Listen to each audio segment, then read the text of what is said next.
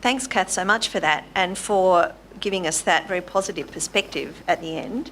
If somebody like you who has dealt with this for so many years can have that perspective, that's great hope indeed. So thank you very much. So now I'd like to open up the floor for questions. I'm sure that you'll have many after that very interesting speech where I've been covering this myself and I learnt things from what you had to say, so thank you very much again. So if you do have a question, if you could just raise your hand and Ahmet will bring the microphone to you. Thanks, Catherine, for that great talk. I'm just wondering how the police distinguish now, like when we've got things like Las Vegas happening, between mental illness, the line between mental illness that leads to violence or someone with a history of violence or who's thinking about violence inspired by the internet or whatever, lone wolf sort of people, and, you know, things like the Lint Cafe and all those people out there who are isolated, who may latch on to anything, whether it's terrorist stuff or non-terrorist stuff. Where do you, as police, sort of distinguish that line when you're dealing with those situations or trying to prevent those situations? I mean, how could anyone predict the Las Vegas thing, for example? Look, it's really important, and that's the issue about identifying the red flags and what we should or expect that police could or should identify. But generally, we would class things depending on the definition of motivation. So we would look at motivation. So something, if it's motivated by a political ideology or a religious belief, and the act is to generate talk or scare people because of that, we would say that's terrorist, and that's a terrorist activity. However, that person has got there. They still might have a mental health problem. They still might be fixated on other issues, whatever, but they might not have a mental health problem. Generally, this is why we've been investing for a couple of years in, we call it the Fixated Persons Unit. So people who potentially are becoming obsessed or showing signs or indicators of behaviour that we would think might be unusual or may lead to the propensity to commit violence. We now have a unit that looks at that, but the whole point of that unit and the important part of that unit is that we work in partnership with health, because the majority of these matters do have a mental health influence, and it's really not about police. I mean, we might get the information because people ring Crime Stoppers, but it really is about health then to take it up and do something to identify and help the person. Okay, yes, a question over there. Man with the grey jacket, yes. Thank you. The Sunni-Shia issue is riveting the world. Is it being played out in Australia, and if so, how? And then the second question, with the anticipated dismantling of the so-called caliphate in Syria, Iraq, do we anticipate an escalation of individual rather than institutional threat here in Australia? Yeah, so the Sunni-Shia issue, it doesn't play out like it might play out in Middle Eastern countries here. Generally, our Sunni and our Shia communities work together well. They're harmonious communities. They get on with what they've got to get on with. The Shia community, we have not been in a position where we've had to,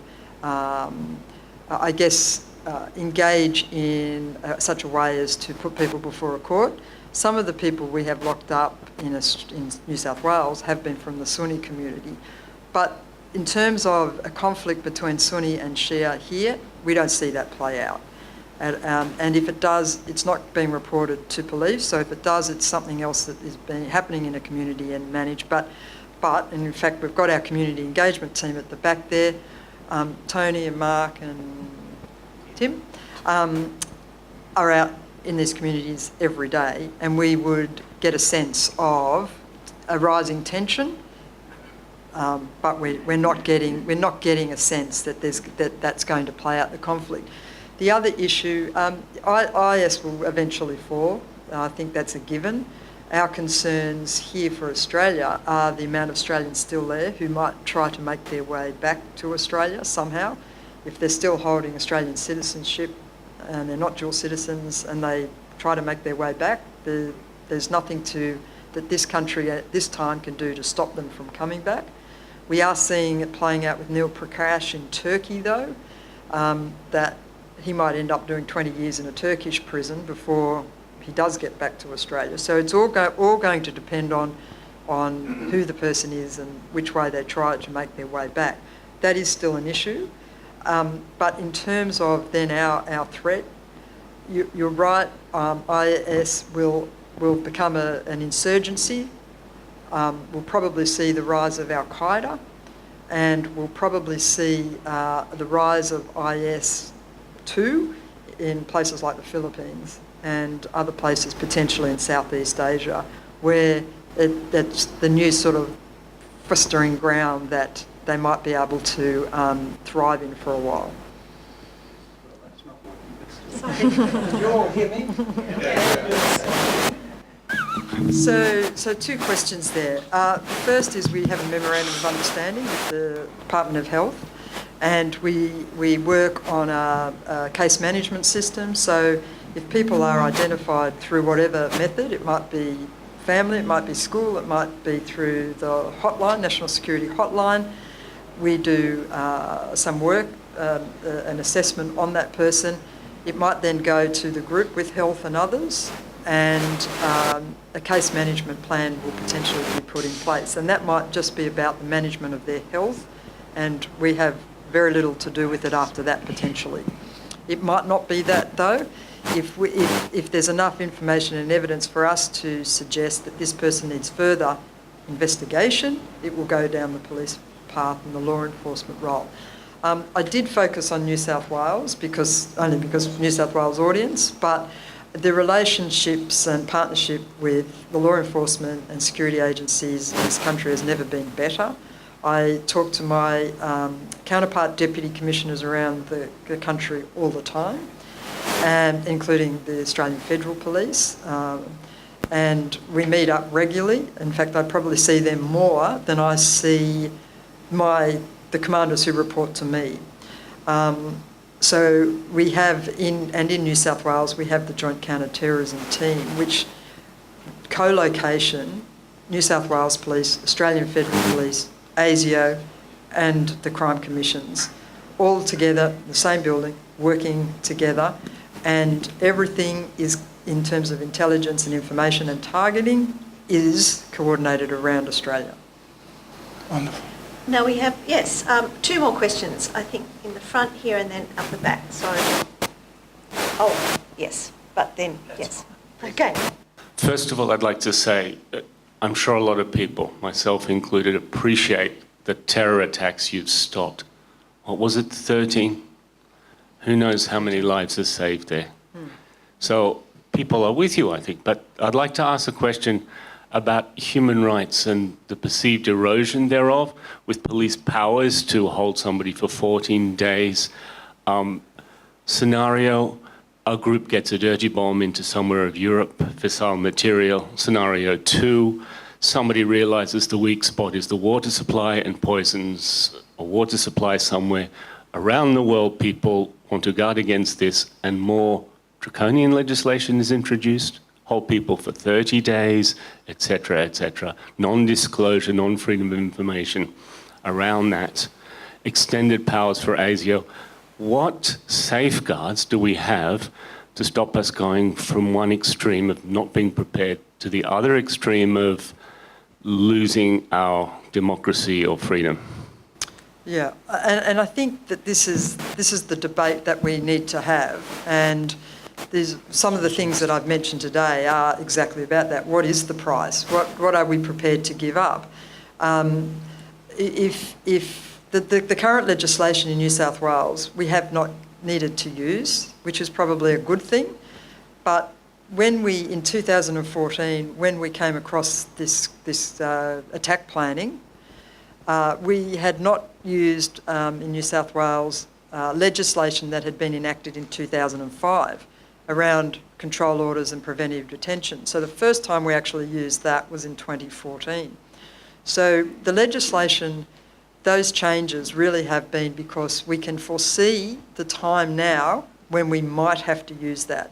But the likelihood is low, but there might be a time when we have to do that. There are a lot of safeguards, and not only do these laws have to go through Parliament, so you've still got to go through, Houses of Parliament. Most of them have, some have public interest monitors as well. A lot of them, we have to go back to a judge, at 8-hour intervals or at 2-day intervals, so we can't just take somebody off the street, 14 days later let them go. We have to, there's a whole step process where the judiciary is involved. For some of them, the Ombudsman also monitors and comes and speaks to the people we are detaining, and they'll in real time. So I understand people's concerns about more and more draconian legislation, but that's why we also believe that there should be those protections. But you're right, I don't know when it will stop, and it will be interesting to see what comes out of COAG tomorrow in terms of, is there even a more desire for more legislation. I think the area at the moment where we might potentially see the greatest changes is going to be around cyber, and at what right or what level can we just have access to everything in your phone at any time without a warrant or information. At the moment, as you know, the whole metadata debate, telcos have to hold that metadata now for 2 years. So that's, when you made the call, what time, where you were, but not the content, not what your message is. But there is probably a very, very good argument to say they should be holding everything, which we can then get access to. So I think the biggest changes then that are potentially now going to come for us all is going to be in this cyber world. Actually, just the final question and then we'll have to wind it up. So yes, up the back. Thanks very much for that. Thank you, Catherine, for your insights.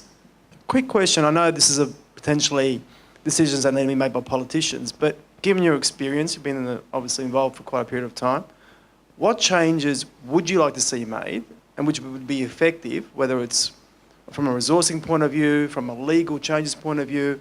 Is there any insights you could give us, given your experience of what works and what you'd like to see governments or spend more time on or actually change from a legislative point of view? We actually do get asked that question a lot by our politicians, which I think actually is a good thing. They generally do want to make sure we have the resources and the ability to maintain public safety. So the fact that New South Wales, as I said, recently changed the legislation was because we called for it, we asked for it. So that was specifically something that our team worked up together in New South Wales. Now, if that hadn't happened, I'd be saying, yes, we need people to listen more about legislation. As I just answered the gentleman before, our issues now are really around this cyber world. So if I could have anything more, it would definitely be the ability, greater information systems.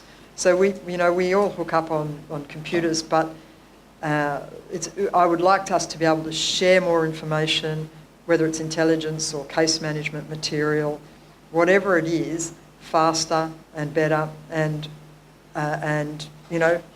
right now I want to be able to get access to that information on this. Now we're slowly getting there, but it's a very, very expensive path to go down. But that would be my next focus. And I think again tomorrow at COAG, the Prime Minister will talk about facial recognition. So biometrics, that's something that we are calling for now. We want greater ability to be able to identify people either through facial recognition or fingerprints and DNA across not just Australia now, but the whole world instantaneously.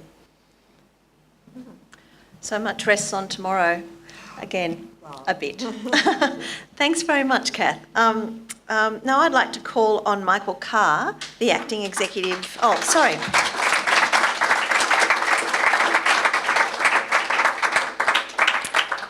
I'm racing ahead of myself a little. Yes, I'd like to call on Michael Carr, the Acting Executive of the Association of Independent Schools in New South Wales, to present a small gift of appreciation to Catherine Byrne on behalf of Affinity.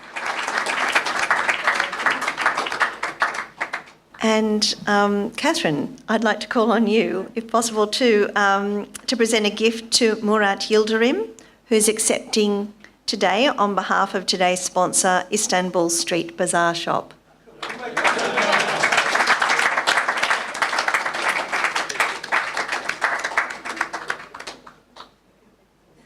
And Catherine, if I could also ask you, please, to present a gift to Barry Unsworth.